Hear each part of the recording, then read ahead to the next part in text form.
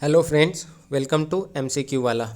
Friends, आज के session में हम देखेंगे किरण पब्लिकेशन वॉल्यूम 2 में सेट नंबर 8 को। इससे पहले हमने 7 प्रैक्टिस सेट इसमें कंप्लीट करा रखा है। आप में से किसी ने भी मिस किया है तो जाके प्लेलिस्ट में सारी वीडियोस को देख लीजिएगा। साथ ही साथ हमारा प्लेटफॉर्म पब्लिकेशन वॉल्यूम 2 भी लगभग उसमें 8-9 प्रैक्टिस सेट कंप्लीट हो चुका है, तो उसका भी प्लेलिस्ट बना हुआ है, जाके देख लीजिएगा सारी वीडियोज़ को। और वीडियो पसंद आता है तो वीडियो को लाइक करिए, चैनल को सब्सक्राइब करिए और बेल आइकन को प्रेस कर लीजिए, ताकि कोई भी वीडियो अपलोड होगी बिहार SSC से रिलेटेड तो उसकी नोटिफिकेशन आपको मिल जाएगी। तो चलिए शुरू करते हैं आज की सेशन को, सेट नंबर 8 को। सेट नंबर 8 क्वेश्चन नंबर 1 है, निम्नलिखित में कौन सा युग्म सुमेलित नहीं है? यूनेस्को प्राकृतिक धरोहर स्थल और उसका स्थान। तो इसमें से कौन सा सुमेलित नहीं है? तो फतेहपुर सिकरी, ये कहाँ पे? उत्तर प्रदेश में है, ये सही सुमेलित है। सुंदरबन नेशनल पार्क, ये कहाँ पे? पश्चिम बंगाल में है, ये भी सही सुमेलित है। सूर्य मंदिर, ये कहाँ पे है? इसी को बोलते हैं कोणार्क का मंदिर, जो कि ओडिशा में है, ये भी सही सुमेलित है। लेकिन एलिफेंटा की गुफाएं ये कर्नाटक में नहीं है, एलिफेंटा की गुफाएं जो है ये महाराष्ट्र के मुंबई में है, तो इसको ध्यान में रखेंगे। ये जो था गलत सुमेलित था। Option number 20 the right answer. और ये भी यहाँ पे ध्यान में रखेंगे कि ये जो चारों स्थल है, फतेहपुर सिकरी, एलिफेंटा गुफा, सुंदरबन नेशनल पार्क और सूर्य मंदिर, ये चारों जो है ये यूनेस्को प्राकृतिक धरोहर स्थल है, तो इसको ध्यान में रखेंगे। सूर्य मंदिर को ही क्या कहा जाता है? तो इसको ब्लैक पैगोडा भी कहा जाता है, इसको भी ध्यान में रखिएगा। नाउ क्वेश्चन नंबर 2, दादा भाई नौरोजी किस वर्ष यूनाइटेड किंगडम में हाउस ऑफ कॉमन्स के पहले भारतीय सदस्य बने थे? तो हाउस ऑफ कॉमन्स में पहले भारतीय सदस्य जो थे ये कौन थे? दादा भाई नौरोजी थे। पूछ रहा है किस वर्ष बने थे, तो ये किस वर्ष वहाँ पे चुने गए थे? तो 1892 के अंदर। Option number C is the right answer. और दादा भाई नौरोजी के द्वारा ही ड्रेनेज ऑफ वेल्स थ्योरी की बात भी की गई है, इसको भी ध्यान में रखेंगे। यानी कि धर निकास का जो सिद्धांत है ये दादा भाई नौरोजी ने ही प्रस्तुत किया था। 3, निम्नलिखित में कौन सी ब्रिटिश भारत में नील की खेती से संबंधित एक प्रणाली थी? तो ब्रिटिश भारत में नील से संबंधित एक प्रणाली कौन सी थी? तो ये थी नीज प्रणाली।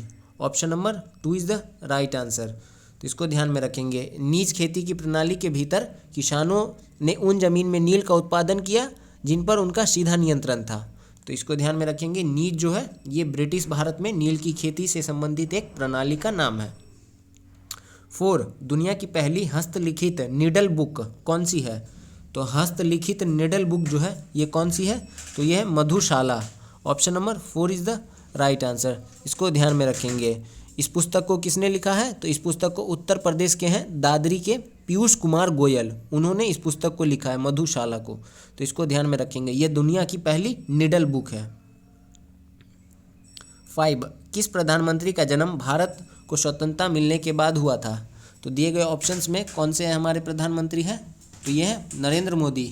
Option number 2 is the right answer. Narendra Modi का जन्म जो है ये कब हुआ था? 1950 में हुआ था, तो ये स्वतंत्रता के बाद ही इनका जन्म हुआ है। ये 2014 से लेकर अभी लगातार मुख्यमंत्री हैं, मुख्यमंत्री नहीं प्रधानमंत्री हैं, सॉरी, तो इसको आप ध्यान में रखेंगे। 6, किसी देश का संविधान कई उद्देश्यों की पूर्ति करता है, निम्नलिखित में कौन सा विकल्प उनमें से एक नहीं हो सकता है? तो कौन सा विकल्प नहीं हो सकता है? कि यह उन नियमों और सिद्धांतों के समुच्चय के रूप में कार्य करता है जिनके आधार पर देश को नियंत्रित किया जा सकता है। तो ये तो होगा, ये तो सही बात है, संविधान का उद्देश्य है ये। दूसरा है कि यह हमें हमारे समाज की मौलिक प्रकृति उजागर करता है, तो ये भी सही बात है। तीसरा है कि इसमें यह शामिल है कि देश को सरकार के अध्यक्षीय स्वरूप को बरकरार रखना चाहिए, तो ये कथन जो है ये गलत है। हमारे देश में जो है ये अध्यक्षीय सरकार का स्वरूप नहीं होता है, हमारे यहाँ क्या होता है? तो चुनाव होता है, तो इसको ध्यान में रखेंगे। ऑप्शन नंबर 3 जो है ये राइट आंसर है। ये जो है ये संविधान के लिखित दस्तावेज में ऐसा कोई बात नहीं लिखा गया है। और 4 जो है कि यह कुछ आदर्शों को सहमति देता है जिन्हें देश में बरकरार रखा जाना चाहिए, तो ये बात भी सही है। 7, मुगल बादशाह अकबर की मृत्यु निम्नलिखित में से किस वर्ष हुई थी? तो अकबर की मृत्यु जो है ये कब हुई थी? 1605 में। Option number C is the right answer. और इसको कहाँ पे दफनाया गया है अकबर को? तो इसको दफनाया गया है आगरा के अंदर। 8, निम्नलिखित में कौन सा एक प्रकार का सोशल नेटवर्किंग एप्लीकेशन नहीं है? तो इसमें सोशल नेटवर्किंग एप्लीकेशन कौन सा नहीं है? तो ये हो जाएगा haptic. Option number A is the right answer. Haptic क्या है? तो हैप्टिक जो है एक भारतीय उद्यम संवादी एआई है। हैप्टिक जो है ये एक एआई प्रणाली है, ये नेटवर्क एप्लीकेशन नहीं है, तो इसको ध्यान में रखेंगे। सोशल नेटवर्किंग एप्लीकेशन में ट्विटर आता है, लिंक्डइन आता है, फेसबुक आता है, ये सब आता है, तो इसको ध्यान में रखेंगे। 9, किस वर्ष में जर्मनी और इटली के पुरातत्वविदों के एक दल ने मोहनजोदड़ो में सतह अन्वेषण शुरू किया था? तो मोहनजोदड़ो में सतह अन्वेषण जो है ये किस वर्ष शुरू किया गया था? ये किया गया था 1980 में। Option number 3 is the right answer, इसको ध्यान में रखेंगे। डॉक्टर माइकल जेनसन और मेरी जियो टोसी के नेतृत्व में, ये दोनों एक जर्मनी के थे और एक इटली के थे, इन दोनों के नेतृत्व में मोहनजोदड़ो के सतत अन्वेषण का कार्य जो है 1980 के अंदर शुरू किया गया था। 10, निम्नलिखित में कौन सा विकल्प 124 में संविधान संशोधन विधेयक से संबंधित है?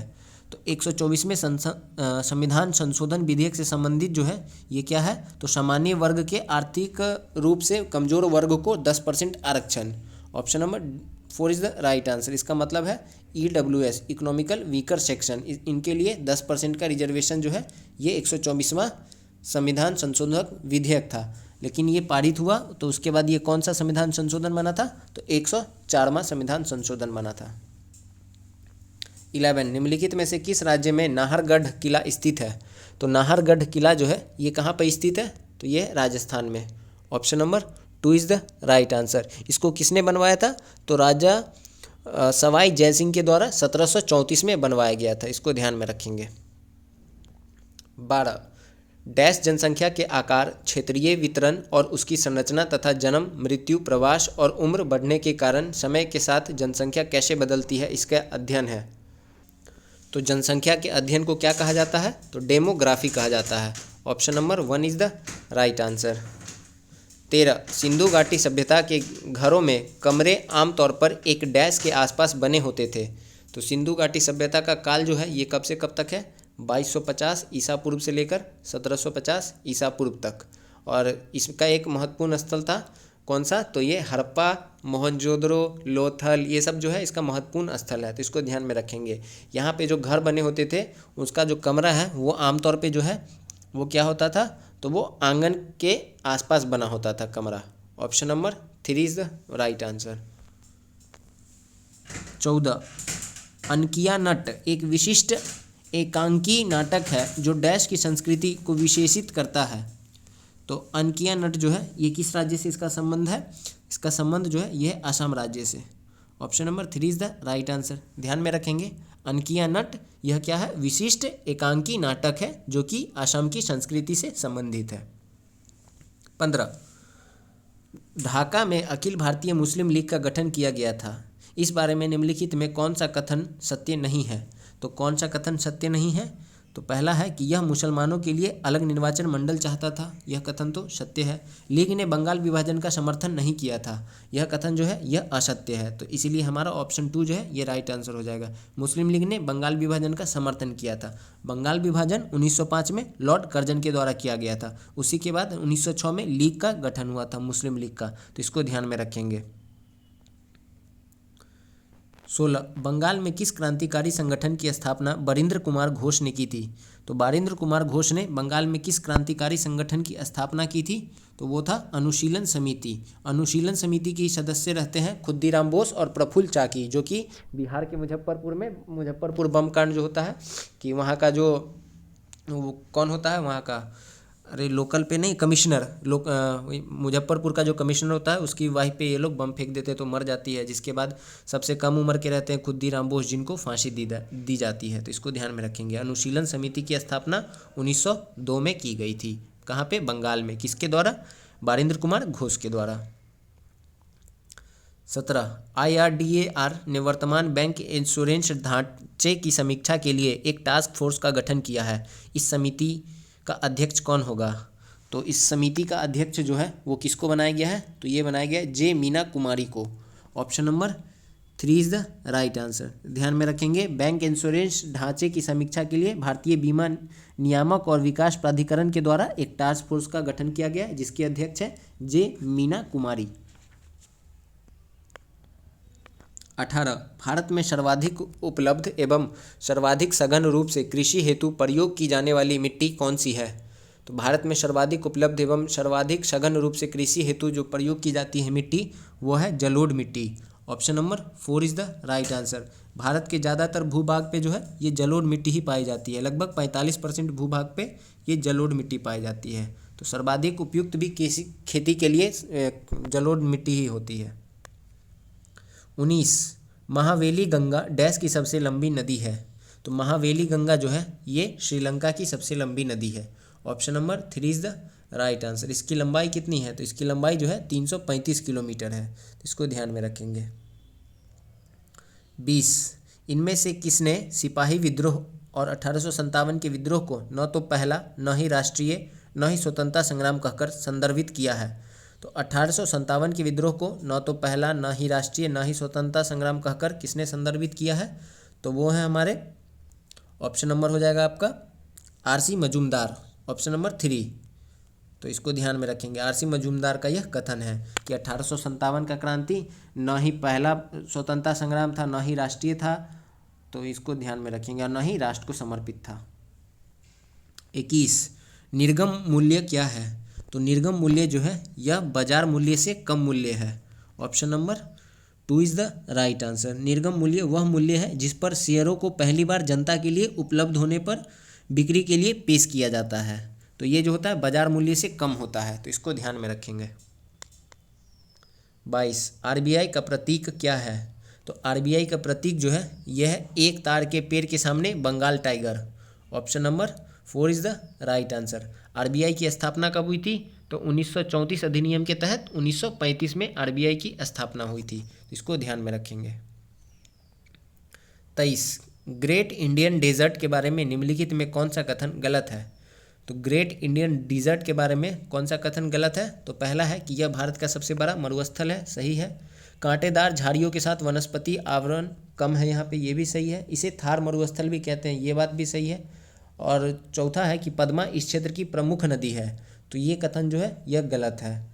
तो हमारा ऑप्शन नंबर 4 जो है वो राइट आंसर हो जाएगा, तो इसको ध्यान में रखेंगे। पद्मा जो है ये कहाँ पे बहती है? तो बांग्लादेश में गंगा को पद्मा के नाम से जाना जाता है, तो इसको ध्यान में रखेंगे। 24 भारत के सर्वोच्च न्यायालय में नियुक्त होने वाली पहली महिला न्यायाधीश कौन थी? तो सर्वोच्च न्यायालय यानी कि सुप्रीम कोर्ट में नियुक्त होने वाली पहली महिला न्यायाधीश जो है ये थी Fatima Bibi. Option number 3 is the right answer. Current में अभी इनकी जो है मृत्यु हो चुकी है, तो अगर कभी ये पूछ ले कि फातिमा बीबी जिनकी अभी मृत्यु हो गई है उनका संबंध किससे है, तो आपको ध्यान में रखना है कि ये सुप्रीम कोर्ट की पहली महिला न्यायाधीश थी। तो हमारा ऑप्शन नंबर 3 जो है ये राइट आंसर है। 25 कुल्हाटी भाषा डैश में रहने वाले लोगों द्वारा बोली जाती है। तो कुल्हाटी भाषा जो है ये किसके द्वारा बोली जाती है? तो महाराष्ट्र के लोगों के द्वारा बोली जाती है। Option number 2 is the right answer. 26 Bharat छोड़ो आंदोलन की 78वीं वर्षगांठ कब मनाई गई? तो भारत छोड़ो आंदोलन जो है ये कब का है? तो ये 1942 में भारत छोड़ो आंदोलन की शुरुआत की गई थी। तो 78 अगर इसमें हम जोड़ेंगे तो इस 78 जोड़ेंगे तो 78वीं वर्षगांठ जो है ये कब मनाया जाएगा? तो ये मनाया जाएगा आपके 8 अगस्त 2020 को, क्योंकि 8 अगस्त को इसकी शुरुआत हुई थी। Option number 4 is the right answer. और भारत छोड़ो आंदोलन के समय में ही गांधी जी ने यह नारा दिया था करो या मरो का, इसको भी ध्यान में रखेंगे, क्योंकि गांधी जी तो अहिंसा के पुजारी थे, लेकिन फिर भी उनको मजबूरी में भारत छोड़ो आंदोलन के समय में यह नारा देना पड़ा था। 27 डीजी गांव पहल की शुरुआत डैश विभाग द्वारा की गई है। तो डीजी गांव पहल की शुरुआत जो है ये किया गया है इलेक्ट्रॉनिक्स एवं सूचना प्रौद्योगिकी मंत्रालय के द्वारा। Option number A is the right answer, इसको ध्यान में रखेंगे। 28 भारत की रक्षा परियोजना में 100% एफडीआई प्राप्त करने वाली पहली विदेशी कंपनी कौन सी बनी है? तो रक्षा परियोजना में 100% एफडीआई यानी कि फॉरेन डायरेक्ट इन्वेस्टमेंट प्राप्त करने वाली पहली विदेशी कंपनी जो है ये कौन बनी है? तो ये है हमारा SAAB। Option number 4 is the right answer, तो इसको ध्यान में रखेंगे। यह कंपनी जो है यह स्वीडन की कंपनी है। 29 यूथ स्ट्राइक फॉर क्लाइमेट आंदोलन के संस्थापक कौन है जिन्हें नोबेल शांति पुरस्कार के लिए भी नामांकित किया गया था? तो ये जो है यूथ स्ट्राइक फॉर क्लाइमेट आंदोलन के संस्थापक जो है ये कौन हो जाएंगे? तो ये है सबिता हल्पबनार। Option number 4 is the right answer. ध्यान में रखेंगे ऑप्शन नंबर 4 जो है ये हमारा राइट आंसर है। इनको क्या है, नोबेल के लिए भी नामांकन इनका किया गया था लेकिन इनको प्राप्त नहीं हुआ था। 30 प्रार्थना समाज या प्रेयर सोसाइटी जो एक धार्मिक और सामाजिक सुधार था की स्थापना 1863 में डैश में हुई थी। तो प्रार्थना समाज की स्थापना जो है वो कब हुई थी, 1863 में हुई थी। कहाँ पे हुई थी, तो ये बॉम्बे में हुआ था। और किसके द्वारा किया गया था, आत्माराम पांडुरंग के द्वारा किया गया था। तो ध्यान में रखेंगे 1863 में आत्माराम पांडुरंग के द्वारा प्रार्थना समाज की स्थापना बम्बई में की गई थी। Option number 4 is the right answer. 31 Bharat का राष्ट्रीय खेल दिवस डैश को मनाया जाता है। तो राष्ट्रीय खेल दिवस जो है ये प्रतिवर्ष 29 अगस्त को मनाया जाता है। मेजर ध्यानचंद के जन्म दिवस के अवसर पे मनाया जाता है, तो इसको ध्यान में रखेंगे। अभी क्या है, राजीव गांधी खेल रत्न पुरस्कार का नाम भी बदल के क्या कर दिया गया है, मेजर ध्यानचंद खेल रत्न अवार्ड कर दिया गया है। और इनामी राशि को 15 लाख से बढ़ाकर 25 लाख रुपये भी कर दी गई है, इसको भी याद रखेंगे। 32 निम्नलिखित में कौन भारत में एक शक शासक 130 से 150 ईस्वी था। तो निम्नलिखित में कौन सा भारत का एक शक शासक था, तो राइट आंसर कौन हो जाएगा, तो ये रुद्रदामन जो है ये शक वंश का है। Option number 2 is the right answer. और इसने क्या किया था, रुद्रदामन के द्वारा ही काठियावाड़ जो कि गुजरात में है वहाँ पर एक सुदर्शन झील का मरम्मत भी करवाया गया था, जिसका निर्माण कौन करवाए थे, चंद्रगुप्त मौर्य करवाए थे। तो इसको ध्यान में रखेंगे। ये क्वेश्चन बीपीएससी के अंदर भी पूछा गया है कि चंद्रगुप्त मौर्य के द्वारा जो झील बनवाई गई थी उसका निर्माण उसका विनिर्माण कौन शक शासक करवाता है, तो राइट आंसर हो जाएगा रुद्रदामन। 33 भारतीय संविधान का कौन सा भाग ब्रिटिश संविधान से लिया गया है। तो ब्रिटिश संविधान से हमने क्या सब लिया है, तो मंत्रिमंडलीय सरकार का सिद्धांत एवं कार्यपालिका और विधायपालिका के बीच में संबंध। Option number 2 is the right answer. मौलिक अधिकार हमने अमेरिका से लिया है। राज्य नीति निर्देशक तत्व हमने आयरलैंड से लिया है। मौलिक अधिकार अमेरिका से लिया है। मंत्रिमंडलीय सरकार का सिद्धांत, कार्यपालिका और विधायिका के बीच संबंध, एकल नागरिकता, ये सब हमने कहाँ से लिया, तो यह सब हमने ब्रिटेन से लिया है, तो इसको ध्यान में रखेंगे। 34 2011 की जनगणना के अनुसार निम्न दिए गए राज्यों में कौन सा राज्य कम साक्षरता दर के मामले में तीसरे स्थान पर है। तो सबसे कम साक्षरता दर है उसमें तीसरे स्थान पे कौन सा राज्य हो जाएगा, तो ये हो जाएगा Rajasthan. Option number 3 is the right answer, क्योंकि इसमें पहले नंबर पे आता है बिहार। सबसे कम साक्षर जो स्टेट है वो है बिहार, उसके बाद आता है दूसरे नंबर पे अरुणाचल प्रदेश और तीसरे नंबर पे राजस्थान। बिहार की जो साक्षरता दर है वो है 61%, अरुणाचल प्रदेश की साक्षरता दर है लगभग 65% और राजस्थान की 66%। तो इसको ध्यान में रखेंगे, तीसरे नंबर पे राजस्थान है। 35 पहला विश्व पर्यावरण दिवस किस वर्ष में मनाया गया था। तो पहला विश्व पर्यावरण दिवस जो है ये मनाया गया था वर्ष 1974 में। Option number 4 is the right answer. 1972 में क्या हुआ था, संयुक्त राष्ट्र महासभा ने 5 जून को विश्व पर्यावरण दिवस के रूप में घोषित किया था और 1974 में पहली बार मनाया गया था। तो इसको आप ध्यान में रखेंगे, जिसका क्या था, थीम क्या था, तो केवल एक पृथ्वी। 1972 में जो स्टॉकहोम कॉन्फ्रेंस हुआ था उसका थीम था केवल एक पृथ्वी, ओनली वन अर्थ। तो इसको भी ध्यान में रखेंगे। 36 इनमें से किस प्रकार के वनों में 200 सेंटीमीटर से अधिक वार्षिक वर्षा होती है। तो 200 सेंटीमीटर से अधिक वार्षिक वर्षा जो है ये कहाँ पे होता है, तो ये होता है आपके उष्णकटिबंधीय सदाबहार वर्षा वन में। Option number 3 is the right answer. तो इसको ध्यान में रखेंगे, जैसे कि अमेजन का जंगल, ये क्या है, उष्णकटिबंधीय सदाबहार वर्षा वन है। 37 मोहनजोदड़ो के विशाल स्नानागार की आकृति कैसी थी। तो विशाल स्नानागार जो है ये कहाँ पे मिली है, तो ये मोहनजोदड़ो में मिली है, जो कि अभी तक की सबसे बड़ी जो बिल्डिंग के तौर पे अगर मान लें तो वो विशाल स्नानागार ही है। और इसकी आकृति जो है वो कैसे मिली है, तो ये मिला है आयताकार। Option number 1 is the right answer. और मोहनजोदड़ो की खोज जो है ये कब की गई है, 1922 में की गई है राखलदास बनर्जी के द्वारा। सबसे पहले हड़प्पा की खोज की गई थी 1921 में दयाराम सहनी के द्वारा, इसलिए उसे हम सिंधु घाटी सभ्यता को हड़प्पा सभ्यता भी कहते हैं। 38 B.R. अम्बेडकर ने अस्पृश्यता के अपने अनुभवों के बारे में 20 पन्नों की आत्मकथा लिखी, जिसे डैश के रूप में जाना जाता है। तो B.R. अम्बेडकर की आत्मकथा कौन सी है, तो ये है वेंटिंग ऑफ द विशेज। अच्छा, waiting for a visa. Option number 3 is the right answer. ध्यान में रखेंगे, ये B.R. अम्बेडकर की आत्मकथा है, वेटिंग फॉर वीज़ा। 39, किस खिलाड़ी को 8वीं बार बेलोन डी और पुरस्कार से सम्मानित किया गया है? तो 8वीं बार जो है बेलोन डी और पुरस्कार ये मिला है लियोनेल मेसी को। Option number 4 is the right answer. ध्यान में रखेंगे, इनका संबंध जो है वो अर्जेंटीना देश से है और 2022 का फीफा वर्ल्ड कप जो है वो भी अर्जेंटीना ने ही जीता है। 40, आर्य समाज सुधार आंदोलन की स्थापना इनमें से किसने की थी? तो आर्य समाज की स्थापना जो है वो कब की गई थी? 1875 में की गई थी। किसके द्वारा किया गया था? स्वामी दयानंद सरस्वती के द्वारा किया गया था। तो option number 1 is the right answer. इन्हीं का नारा था वेदों की ओर लौटो। तो अगर कभी ये पूछ ले कि वेदों की ओर लौटो ये नारा किसका है, तो यह है स्वामी दयानंद सरस्वती का नारा। 41, भारतीय अर्थव्यवस्था में FRBM अधिनियम 2003 में आया था। F का अर्थ क्या है? तो F का जो अर्थ है वो क्या है? तो ये physical. Option number 2 is the right answer. तो यहाँ पे ध्यान में रखेंगे, भारतीय अर्थव्यवस्था में फिजिकल RBM अधिनियम जो है ये 2003 में आया था। 42, किस प्रख्यात लेखक को प्रतिष्ठित केरल ज्योति पुरस्कार से सम्मानित किया गया है? तो प्रतिष्ठित केरल ज्योति पुरस्कार से किसको सम्मानित किया गया है? तो राइट आंसर क्या हो जाएगा? T Padmanabhan. Option number 4 is the right answer. T Padmanabhan को ज्योति पुरस्कार से सम्मानित किया गया है। किसके द्वारा? केरल सरकार के द्वारा किया गया है। 43, भीम का पूर्ण रूप है। तो भीम का फुल फॉर्म क्या होता है? तो ये होता है Bharat interface for money. Option number 3 is the right answer. UPI का क्या होता है? Unified payment interface. तो इसको भी ध्यान में रखेंगे, UPI का।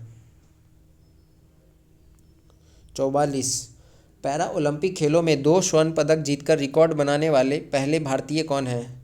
तो पैरा ओलंपिक खेल में 2 स्वर्ण पदक जीतकर रिकॉर्ड बनाने वाले पहले भारतीय जो हैं यह है Devendra Jhajharia. Option number 4 is the right answer. ध्यान में रखेंगे। 45, विश्व स्वास्थ्य संगठन किशोरों को डैश आयु वर्ग के व्यक्तियों के रूप में परिभाषित करता है। तो WHO के द्वारा किशोर का जो परिभाषा है वो क्या है? तो वो है 10 से 19 वर्ष के जो आयु के बच्चे होते हैं उनको किशोर कहा गया है। तो इसको ध्यान में रखेंगे। Option number 1 is the right answer. 46, उस इन हाउस सॉफ्टवेयर का नाम बताएं जिसे चुनाव आयोग द्वारा उम्मीदवारों और चुनाव प्रबंधन के लिए विकसित किया गया है। तो कौन सा ये सॉफ्टवेयर है जो चुनाव आयोग के द्वारा विकसित किया गया है? तो ये है आपका encode. Option number 2 is the right answer. Encode का संबंध जो है ये भारतीय चुनाव आयोग से है, इसको ध्यान में रखेंगे। 47, भारत का प्रथम विधि अधिकारी इनमें से कौन होता है? तो भारत का प्रथम विधि अधिकारी जो है ये होता है महान्यायवादी। Option number 4 is the right answer. किसकी द्वारा नियुक्ति की जाती है महान्यायवादी की? तो राष्ट्रपति के द्वारा इसकी नियुक्ति की जाती है और महान्यायवादी की चर्चा आर्टिकल 76 के अंदर की गई है। तो ध्यान में रखेंगे, ये देश का सर्वोच्च या प्रथम विधि अधिकारी होता है। 48, मिन्हाज ए सिराज ने निम्नलिखित में से किस शासक का इतिहास लिपिबद्ध किया है? तो मिन्हाज ए सिराज ने किस शासक का इतिहास जो है वो लिपिबद्ध किया है? तो ये हो जाएगी Razia Sultan. Option number 2 is the right answer. Razia Sultan जो है ये पहली महिला शासक है दिल्ली सल्तनत की, इसको भी ध्यान में रखेंगे।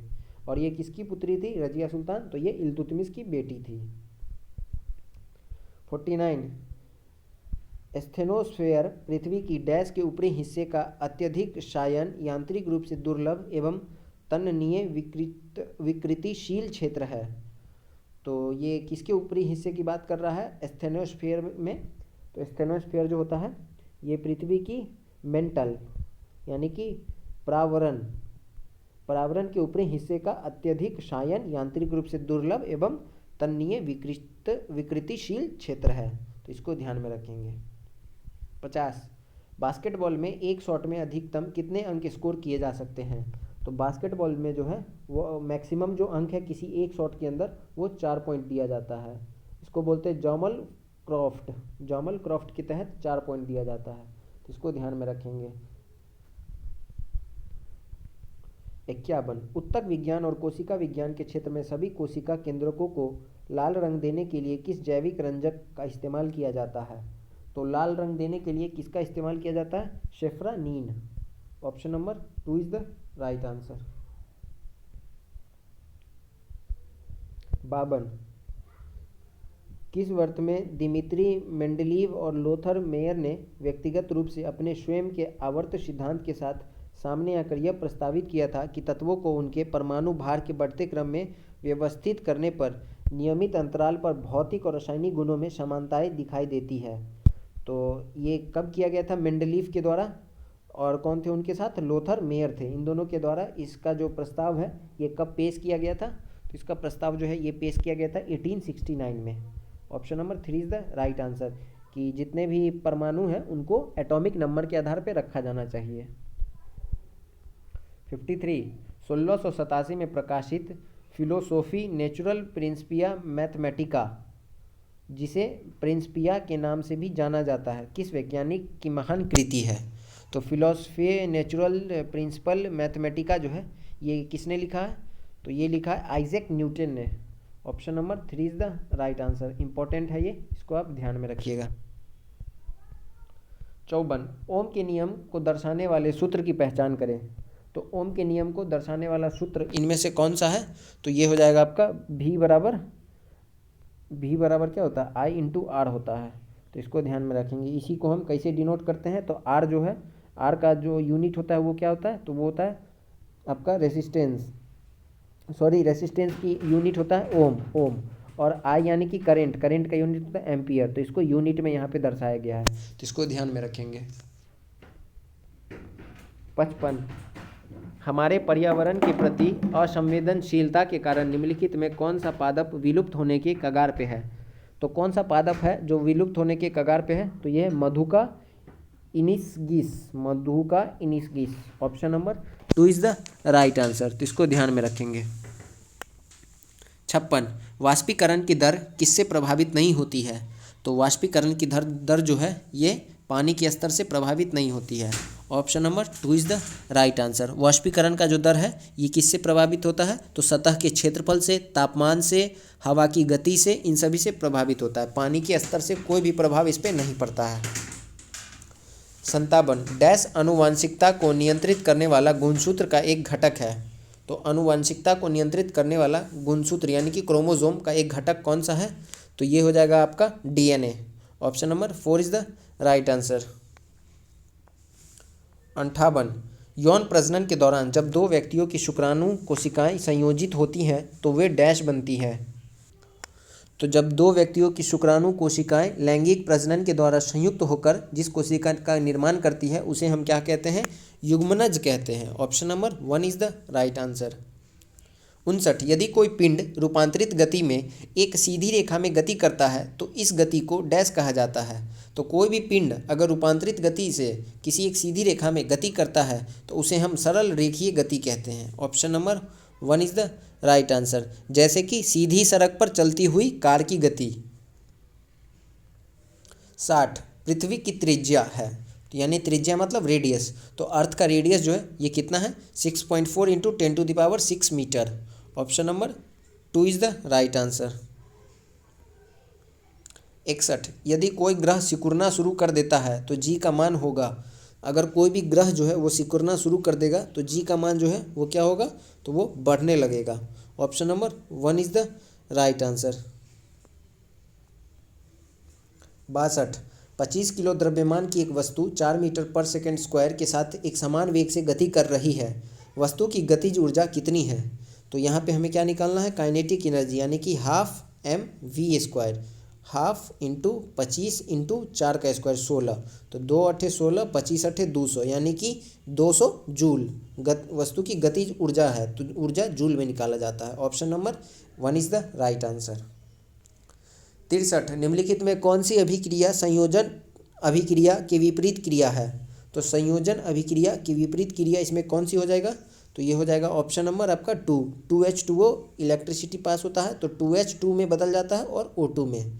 तो ऑप्शन नंबर 2 जो है यहाँ पे राइट आंसर है, तो इसको आप ध्यान में रखेंगे।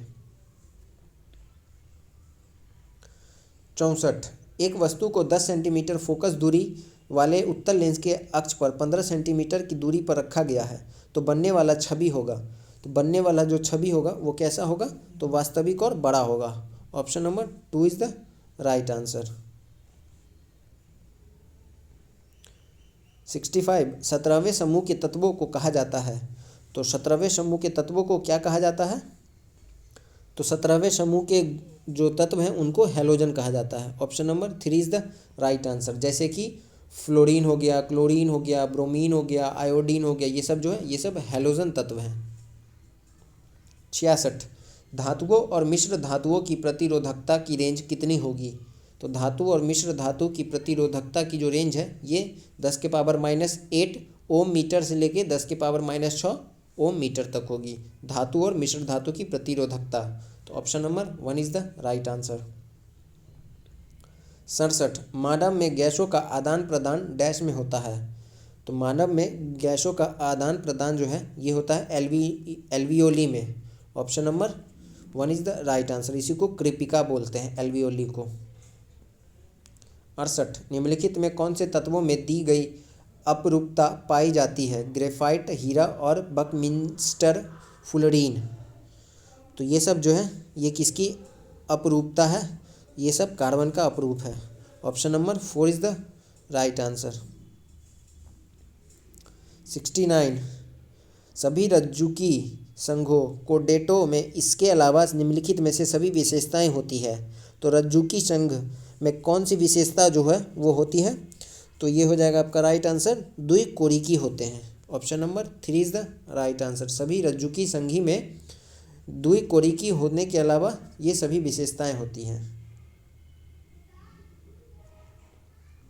70 कार्बन, नाइट्रोजन, ऑक्सीजन और फ्लोरीन को द्वितीय आयनन विभव का सही क्रम होगा, तो इनके द्वितीय आयनन विभव का सही क्रम जो है ये क्या होगा, तो ऑक्सीजन, फ्लोरीन, नाइट्रोजन और उसके बाद carbon. Option number 3 is the right answer. 71 चूना पत्थर को गर्म करने पर डैश प्राप्त होता है, तो चूना पत्थर को गर्म करने पर हमें कौन सा क्या प्राप्त होता है, तो ये अनबूझा चूना प्राप्त होता है। Option number 4 is the right answer. इसका फॉर्मूला क्या हो जाएगा, तो ये है चूना पत्थर का CaOH(2), इसके गर्म करने पर हमें मिलेगा क्या मिलेगा, इसको ऊपर लिखते हैं CaO+H2O, इसी को हम बोलते हैं अनबुझा चूना। 72 निम्नलिखित में कौन सा कथन अम्ल के संबंध में सही नहीं है, तो अम्ल के संबंध में कौन सा कथन सही नहीं है कि जलीय माध्यम H+ का निर्माण करते हैं, यह कथन तो सही है। दूसरा है कि H2CO2 एवं लवण उत्पन्न करने के लिए धातु एवं बाइकार्बोनेट के साथ अभिक्रिया करते हैं, यह भी सही है। और अम्ल जो होता है ये स्वाद में खट्टा होता है, ये भी सही है। लेकिन चौथा कथन जो है ये गलत है, क्योंकि केवल कुछ अम्ल जैसे NaOH की धातुआं Zn के साथ अभिक्रिया करती है, तो इसको ध्यान में रखेंगे। यह जो है ये कथन है गलत है, NaOH अम्ल नहीं बल्कि क्षार है, तो इसको ध्यान में रखेंगे। Option number 4 is the right answer. 73 आँख के उस हिस्से की पहचान करें जिससे होकर प्रकाश प्रवेश करता है, तो प्रकाश जो है वो किस हिस्से से प्रवेश करता है, तो वो कॉर्निया में प्रवेश करता है। Option number 4 is the right answer. 74 निम्नलिखित में किस मिश्रण को आमतौर पर आसवन की प्रक्रिया द्वारा अलग किया जाता है, तो आसवन की प्रक्रिया के द्वारा हम नमक और पानी को अलग करते हैं। Option number 3 is the right answer. 75 वह पदार्थ या द्रव्य जिससे होकर ध्वनि संचारित होती है उसे डैश कहा जाता है, तो वह पदार्थ या द्रव्य जिससे होकर ध्वनि संचारित होती है उसे क्या कहा जाता है, तो उसे माध्यम कहा जाता है। Option number 4 is the right answer, तो इसको ध्यान में रखेंगे। तो ये जो है हमारा 75 क्वेश्चन यहाँ पे कंप्लीट होता है। आप कमेंट बॉक्स में बताएंगे कि आपके इन 75 क्वेश्चंस में कितने क्वेश्चंस सही हुए हैं। आज के सेट का हम मान के चलते हैं कि जिसका 50+ क्वेश्चन सही है उसकी तैयारी बहुत ही अच्छी है, तो आप कमेंट बॉक्स में हमें ज़रूर बताएंगे। तो कल मिलेंगे नए प्रैक्टिस सेट में, सेट नंबर 9 में। तो आप लोग प्लेलिस्ट में जाके सारी वीडियोस को देख लीजिएगा। इसके आगे का जो मैथ और रीजनिंग का PDF है वो आपको हमारे टेलीग्राम पे मिल जाएगा। तो टेलीग्राम से जुड़ने के लिए वीडियो के डिस्क्रिप्शन बॉक्स में लिंक है, वहाँ से जाकर टेलीग्राम से जुड़ जाएंगे। और चैनल को सब्सक्राइब नहीं किए हैं तो चैनल को सब्सक्राइब कर लीजिए, बेल आइकन को प्रेस कर लीजिए और हमारे साथ जुड़ जाइए, ताकि कोई भी वीडियो BSSC से रिलेटेड अपलोड होगी तो उसकी नोटिफिकेशंस आपको मिल जाएगी। तो कल मिलेंगे नए प्रैक्टिस सेट में, सेट नंबर 9 में। तब तक के लिए थैंक यू, जय हिंद।